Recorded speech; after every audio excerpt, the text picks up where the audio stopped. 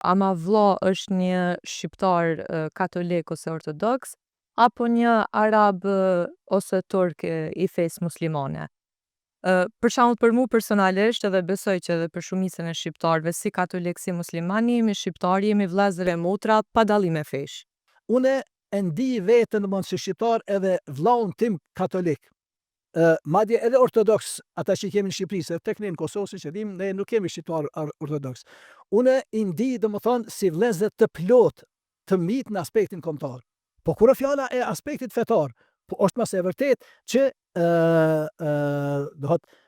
vëllezërit musliman që janë domthonë me përkatësi islame, këta i kanë edhe vëllezër të kombit, po edhe i kanë vëllezër të fesë. Këta tash deshta s'deshta, nuk mund të them se i kam edhe të fesë. Prandaj është një kërkesë jo reale. Qysh kish me qenë kërkesë jo reale edhe katolike t'i kërkohet, të thotë se unë muslimanin shqiptar e kam edhe vëlla në fe, po edhe vëlla në kom.